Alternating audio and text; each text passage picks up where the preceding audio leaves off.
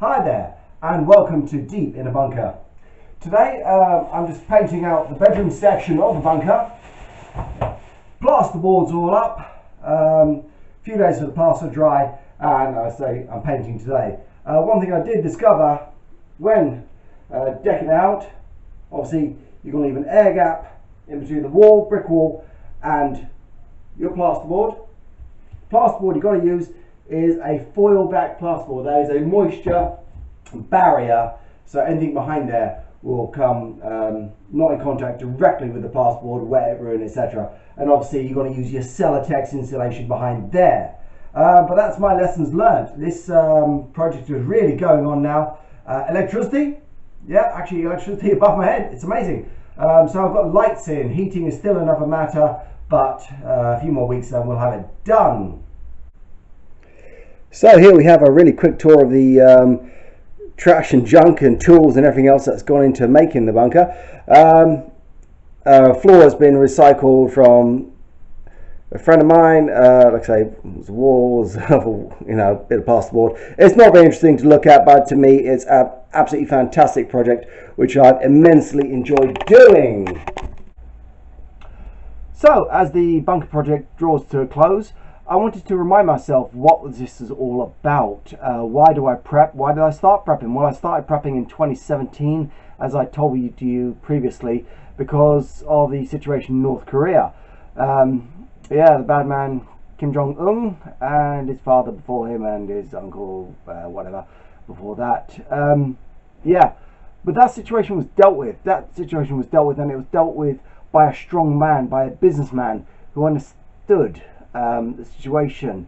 You know, for inspiration, he looked back at the Bay of Pigs 1962, and you know, he looked at a great man, President Kennedy, and he emulated that.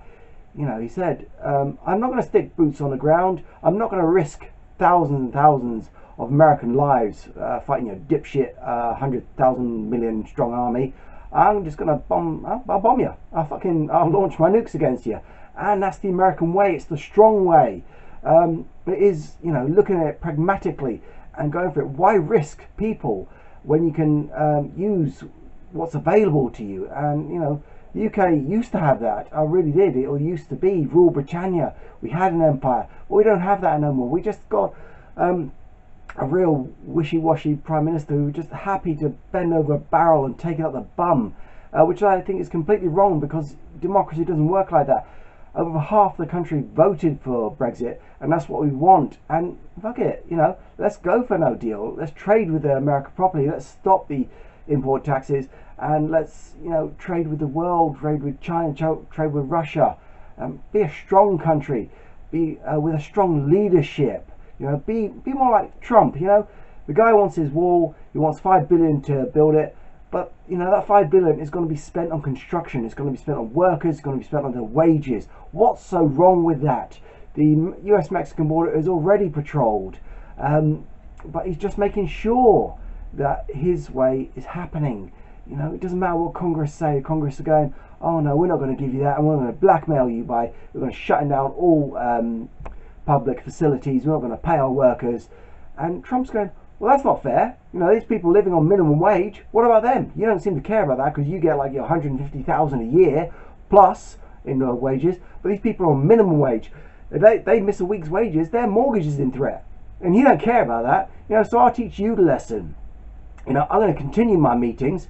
And if I can't get catering given to me by the White House, I'll go McDonald's, you know. And I'm happy to eat McDonald's for my meetings. I'll eat for breakfast, lunch, dinner, tea, high tea.